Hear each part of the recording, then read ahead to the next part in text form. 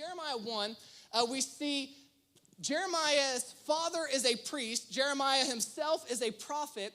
And the amazing thing about this story is that we hear about people being called all the time, right? Like we've heard people have been called to ministry, called to this, called to that. And even in the Bible, we see a lot of people that they were called to do great things. However, it's rare that we're able to see the moment that they are actually called. And in Jeremiah 1, we get to see where Jeremiah has this moment with God where God calls him to be a prophet. And we get to see this in verse number 4. It says, the word of the Lord came to me saying, before I formed you in the womb, somebody say before. Before I even formed you in the womb, I knew you. Before you were born, I set you apart. I appointed you as a prophet to the nations. So God is telling Jeremiah, listen, before you were even thought of, before you were even born, before any of this ever even happened, I already called you to what I'm calling you to now. And the same is true for every single person in this place, every single person watching online. You have been called to something before you were ever even born. Now, it may be different than what Jeremiah was called to, but we've all have a purpose and a plan. We are not just on this earth just floating through. I know a lot of times at the end of the year, we're like, oh, cool, I made it through, right? Like someone were like, hey, I made it through 2023. I made it through another year. You're not just making it through. You are living out a purpose. You are living out a plan. You are living out a calling. So God tells Jeremiah, he says, before any of this ever even happened, I had a plan for you. I had a purpose.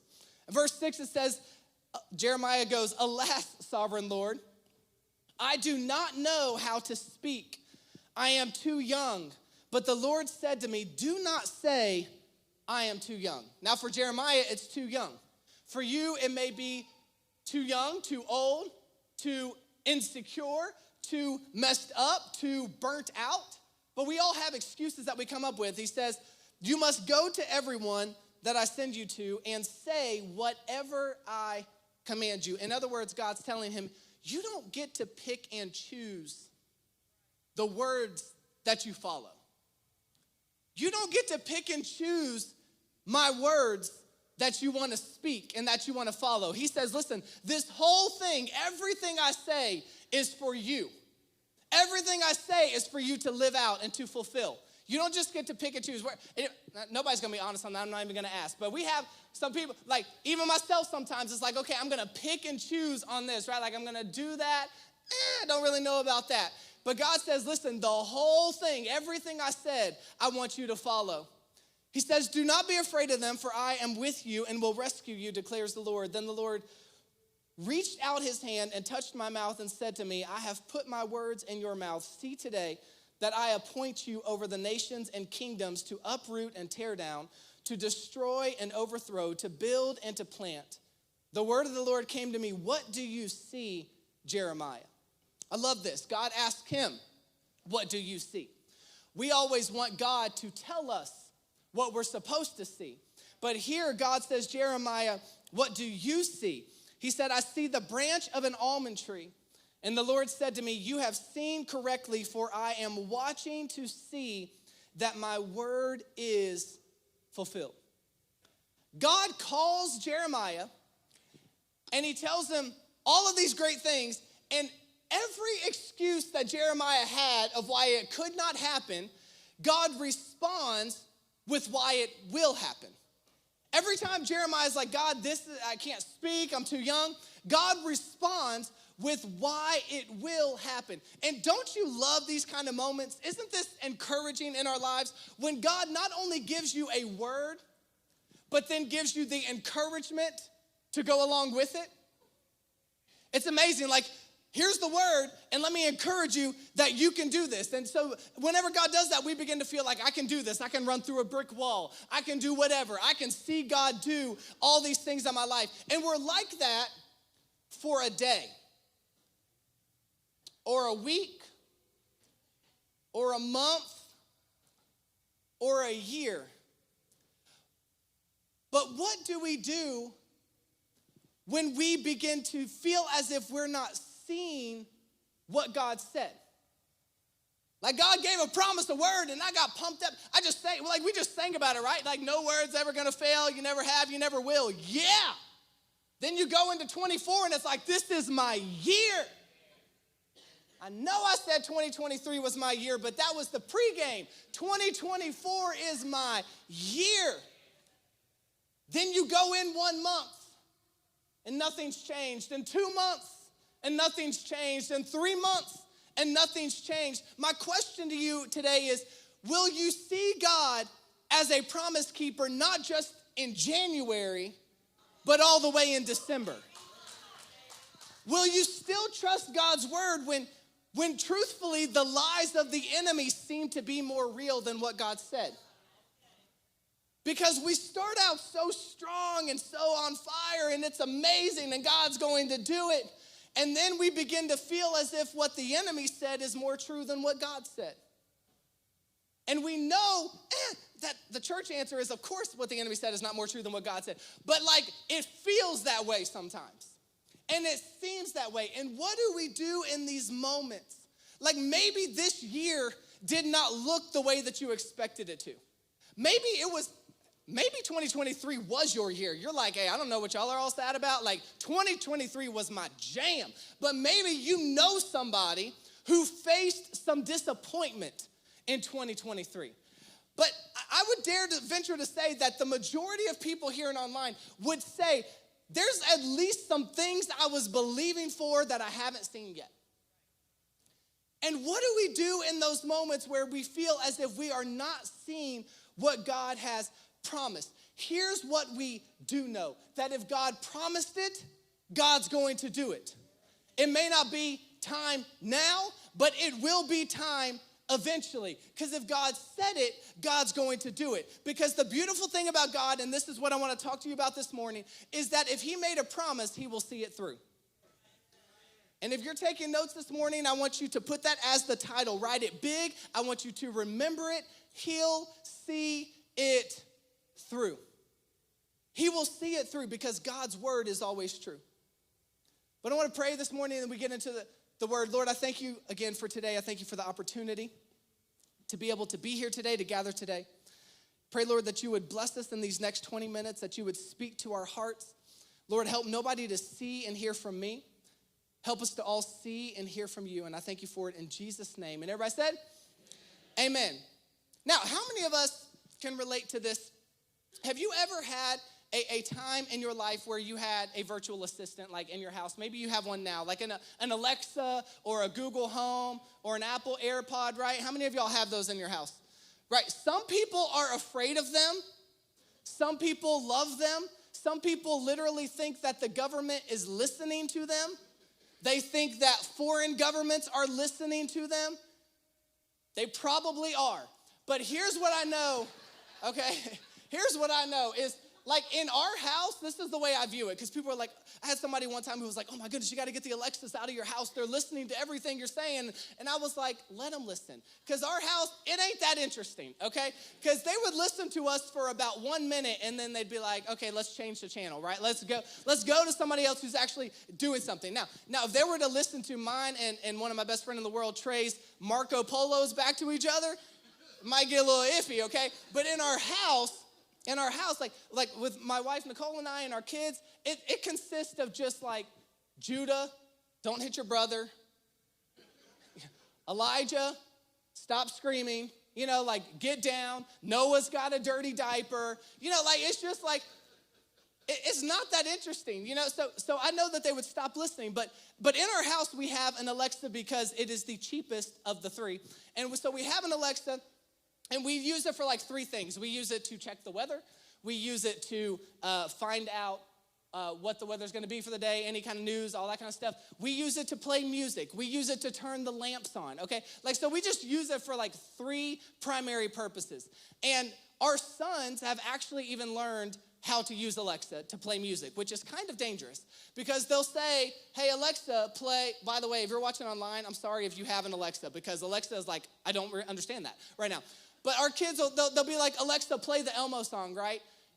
And sometimes Alexa understands, and then sometimes Alexa starts playing some like not kid-friendly something, you know? And I'll just come around the corner and they're like dancing, like having fun. I'm like, what is going on? You know, like, I mean, come on. But most of the time, most of the time Alexa understands them when they say what they want her to play. And then randomly a few weeks ago, they were like, hey, Alexa, what's the weather today? You know, because your kids, they watch you. They see what you're doing. Alexa, turn on the living room. So they know how to use Alexa, and Alexa listens to them. I know how to use Alexa, and Alexa listens to me. And it is hilarious to me that our kids talk to Alexa, and Alexa does whatever they say. And the reason it's funny, you're like, why is that funny? Because whenever my wife, Nicole, talks to Alexa, she doesn't do a single thing. Not a single thing. Like, Nicole is convinced that Alexa has a crush on me and wants her out of the house. Because seriously, like, anytime she tells Alexa to do anything at all, it's like Alexa just completely ignores her, or Alexa will backtalk. Because she'll tell her, like, turn on the lights, and Alexa won't turn on the lights, and she'll try to tell her again to turn on the lights. Alexa won't turn on the lights, and I'm like, hey, Alexa, turn on the lights. And she's like, ba-doop. It's amazing. And then Nicole will say, hey, Alexa, play this on Spotify, and she's like, I don't understand what you're saying, you know? Like, so I love it. It's so fun. But my wife, she's convinced that Alexa, like, wants her out of the house. Like, she wants to robot in and, like, move into the house, you know? And I'm trying to tell her, like, it's not that she doesn't like you. It's just that she's not listening. I don't think you're saying Alexa loud enough, right? Like, I don't think she's listening whenever you're talking. I don't think she can hear what you're saying. Okay, and I'd put it like this. Like, if Alexa was a dude, like, I would say that has selective hearing, right? Because, like, how many know men, we have selective hearing? Let's be honest. We hear what we want to hear. We listen when we want to listen, okay? So like, I'm like, that's pretty much what it is. Like, she's not always listening to what you're trying to say. And so the other day, Nicole's like, Alexa, listen to me, right? Like, listen to what I'm saying. And we kind of do this with God too, though, because God is speaking to us, but we're not listening to the words that he's saying. And he's trying to lead us, he's trying to guide us, but we're not always listening to what he's telling us to do. And the first thing I need you to write down today, if you're taking notes, is that you got to listen to the words. You got to listen to the words. If you're watching online, type it in the chat. You got to listen to the words. It says in verse number 4, the word of the Lord came to me saying, before I formed you in the womb, I knew you. Before you were born, I set you apart. I appointed you as a prophet to the nations. So before Jeremiah ever saw God work through his life, he heard God say what he was going to do. Before he ever witnessed it himself, he heard God say what he was going to do. Because it is one thing for us to hear, it is another thing to actually hear. And you cannot hear if you do not listen. And a lot of us are going around, and we do this a lot going into a new year. We're like, God, speak to me. God, speak to me. I'm listening. God, just show me. God, speak. I'm listening. And he's speaking, but we're not even truly listening to what he's saying. And it does no good for God to speak, for God to lead, for God to guide, for God to direct if we're not going to listen, if we're not going to be receptive. Or we'll do this. This is my favorite thing that we do. We say that we're listening, but we're listening for what we want to hear. Because when we go to God 9 times out of 10, we already know the answer that we want. We already know what we want to hear him say. We already have it figured out. Like, this is what I want God to say. And so we go to God and we say that we're listening, but we're just listening for what we want to hear. So we go and we're like, God, I'm available to you. God, I'm available to you. If you drag it out like that, it's more spiritual, right? Makes it to heaven quicker. I'm available to you, God. Show me, lead me, guide me, tell me whatever it is that I need to do. And God's like, I want you to take the $500 that you saved up for your PlayStation 5, and I want you to give it to somebody who can't put food on their table this month. We're like, God, I'm available to you, right? Like, I'm available. Just speak to me. God, guide me, lead me, tell me what it is you want me to do. And God's like, I just did. Or we'll be like, God, I'm available to you. Lead me, guide me, show me what to do. And God's like, forgive your ex. God, I said I'm available. Okay. Like, why aren't you speaking, Lord? Why aren't you showing me what it is you have for me? Why aren't you leading me? Why aren't you guiding me? Why aren't you directing me? And God is, but we don't hear it because we're not listening for his words. We are listening for our words to come out of his mouth. We're listening for him to just say what it is that we're saying. God is speaking, but are you listening? More specifically, are you listening to him? Because we're always listening to something or someone. We have all these things vying for our attention all the time. We are always listening to someone or something at all points in our lives. But are you listening to God? We'll listen to friends, we'll listen to family members, we'll listen to people on our job, we'll listen to our enemies, we'll listen to the media, we'll listen to somebody we don't even know on social media, called a social media influencer. Let me tell you, we've tried some of their recipes for their desserts in our house, and they don't work. Don't work.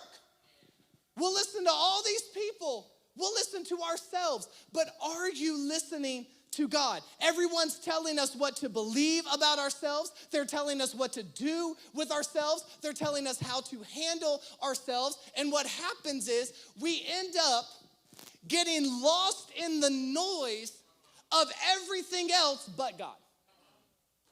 We get lost in the noise to where we can't even hear what God is saying because we're so preoccupied listening to everybody else. This is why, and I'm just gonna go ahead and say it, 2024 is an election year.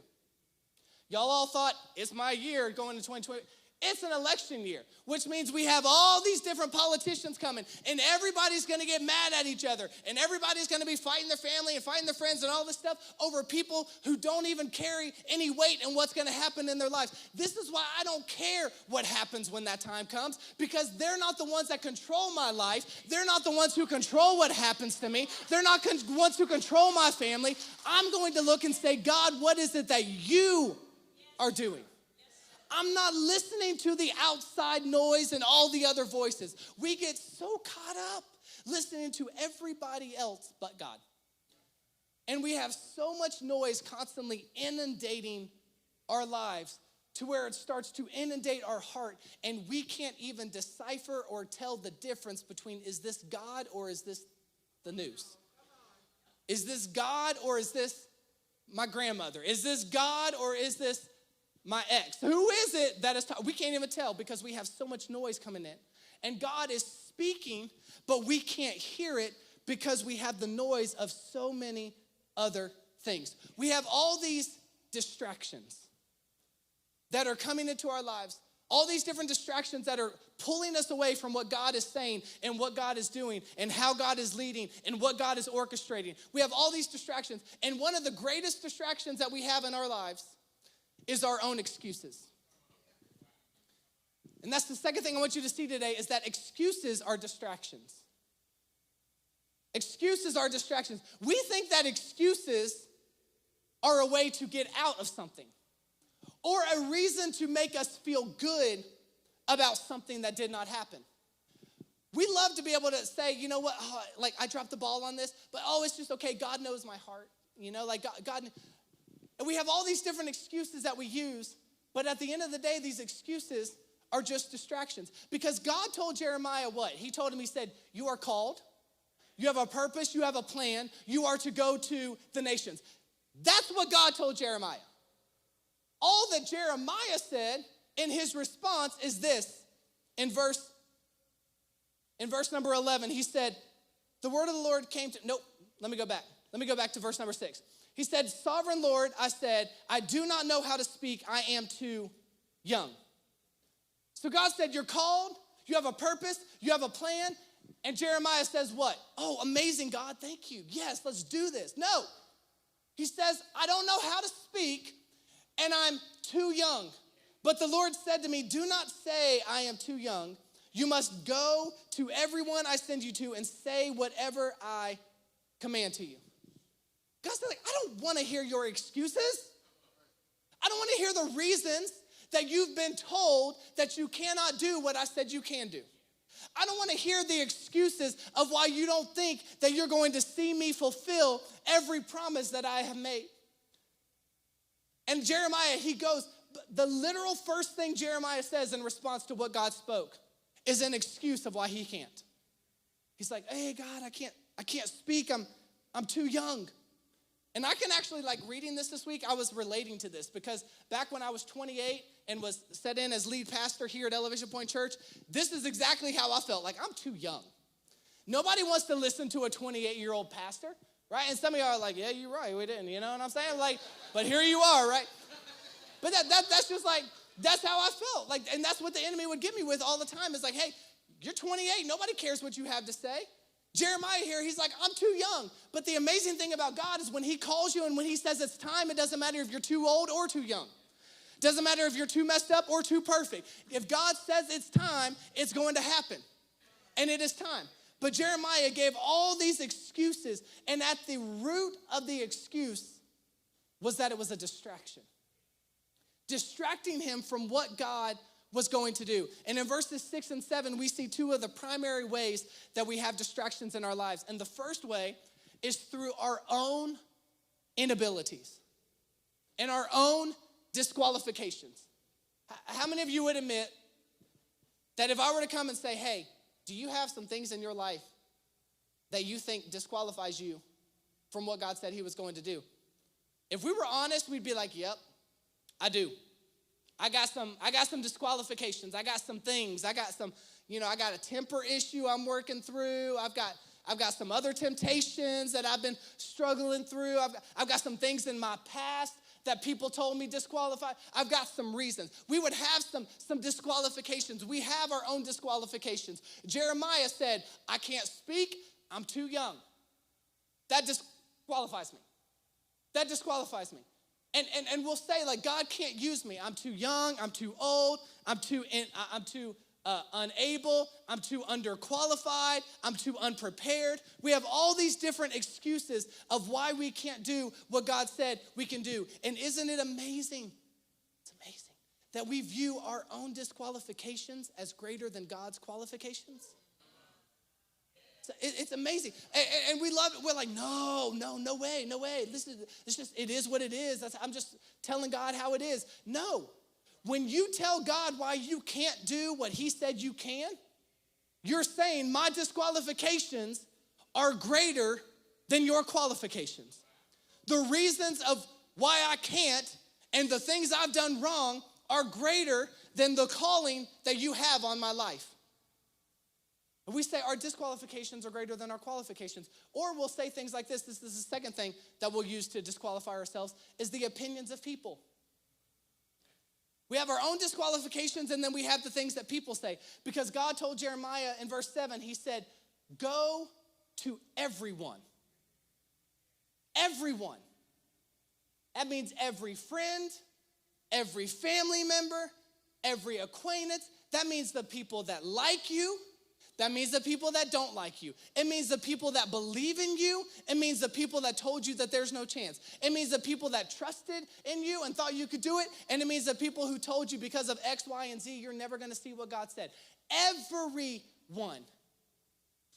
And this is why we got to be a little bit quiet, okay? You got to work in silence a little bit. I know we all believe 2024 is going to be our year, but don't go around telling everybody everything that God's spoken to you. Because it's not everyone else's business. And what will happen is you'll begin to tell them what God said he was going to do, and the very first thing they're going to do is tell you why that cannot happen. And so then we begin to believe, oh, yeah, I mean, God would have done that, but I forgot about my upbringing. I forgot that I'm on my third marriage. I forgot about the addiction that I struggled with and I'm working through right now. I forgot about all these things. You're right. God can't do it.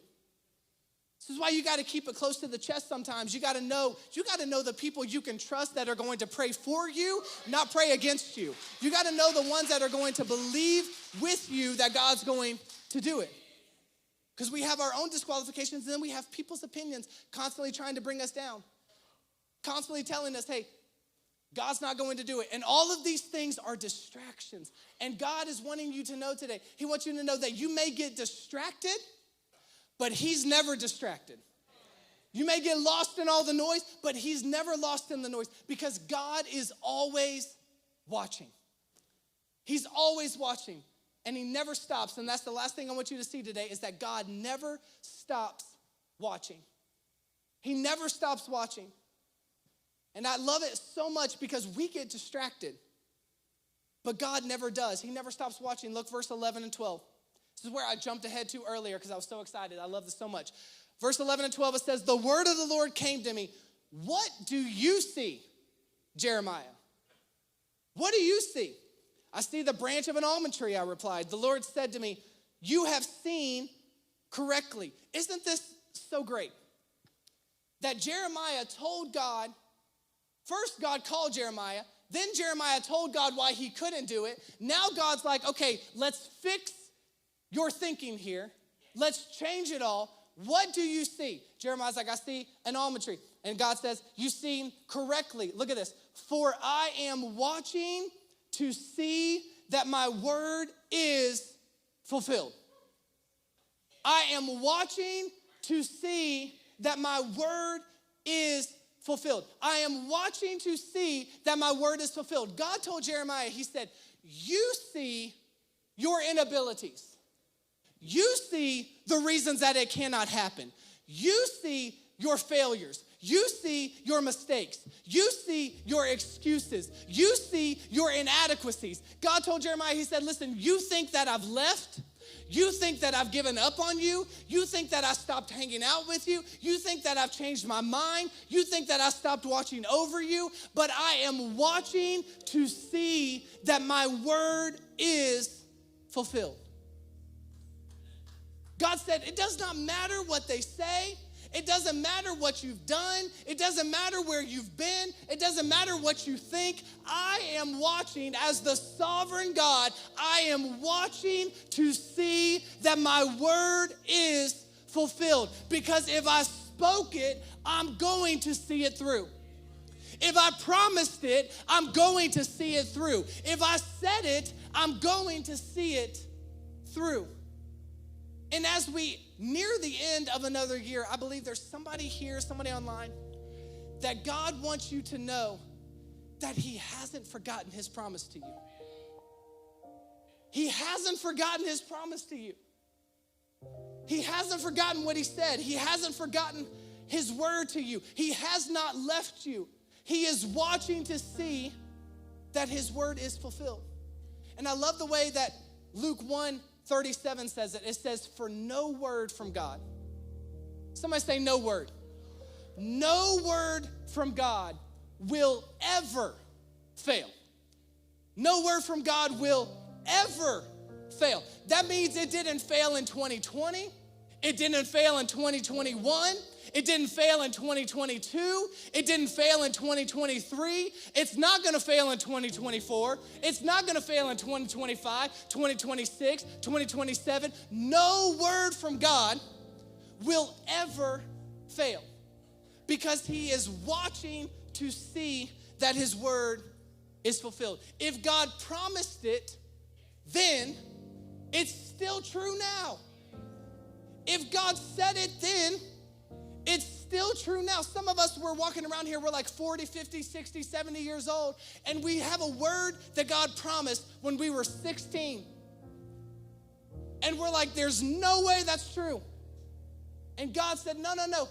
No word from me will ever fail.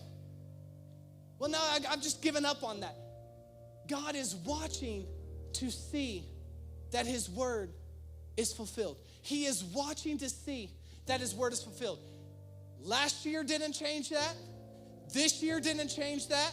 Next year will not change that. God is watching to see that his word is fulfilled. He's going to see it through. He's going to see it through. When our oldest son Judah was 3 years old, he went into this phase where he wanted his door to be open at night, right? Got to leave the door open, which I didn't like because I'm like, it's like, got to go to the kitchen for a midnight snack or something, like he's going to hear, So I was trying to get him to close his door. He wouldn't do it. And then one night randomly, he told me, he said, hey, Daddy, door open, lights on, please. Door open, lights on, please. And he was talking about like the little playroom right outside his room. He wanted me to leave those lights on. So I did it the first night. No, I'm saying like I did it once because I thought it was random. Then the next night, put him to bed. I'm about to walk out and he says, door open, lights on, please. It's like, bro, until you pay the electric bill, So I did it the second night. And I was talking to Nicole about it, and I was complaining, okay? And I don't know why I went to the mom and complained. That was a bad idea, but I went to the mom and I complained. And I was complaining about it to her, and I was like, babe, seriously, and y'all think I'm joking. I'm going to start taking it out of a college fund. If we have to leave the light on all night long every night, I'm going to figure out how much it is, kilowatts per hour, whatever all this stuff is. We're going to take it out of the college fund. And she looks at me, she said, hey, it's just a phase. It's just a phase. She said, he's smart. You just need to go just talk to him about it. Just explain it to him. He'll understand. So the next night, I'm putting him to bed, and he says, door open, light on, please. And I was like, Judah, bud, hey, man. He said, can we please, you ever begged to your child? God, I'm like, hey, Judah, can we please turn the light off tonight? It's like, it takes electricity and this, and I'm explaining all these things. And he said, not tonight, but tomorrow we can. So I walk out of there rolling my eyes. You know what I mean? Because I'm like, oh, okay, sure, yeah, tomorrow we can, right? So third night rolls around. I go in to put him to bed. I walk out. I leave the door open. I leave the light on. And he says, Daddy. I said, what? He said, light off, door closed, please. Because he remembered what he had promised, and he actually did it. And God began to deal with my heart. And he reminded me of the night before when Judah told me he was going to do it the next night. And I just rolled my eyes because there was no way I believed that. And God dealt with me, and he said, that's the same way that you view every time I make you a promise that doesn't happen right away. Sure, God, yeah, you're going to do it. Okay. God said, I may not do it right now. I may not do it in your perfect time frame, but the time is going to come. Tomorrow I will. The next year I will. The next week I will. And how many of us, we receive these promises from God, and instead of holding tightly to them and believing and trusting and living as if we believe God's going to do it, we just, okay, God. Cool. See you back here tomorrow night, leaving the lights on again. And God wants us to get to a place where when he makes us a promise, we believe him. When he makes us a promise, we trust him. When he makes us a promise, we're not more dependent on the past record of what we've seen in our lives. We're not more dependent on the people that have let us down, on the pain that we've experienced, on the hurt that we've gone through.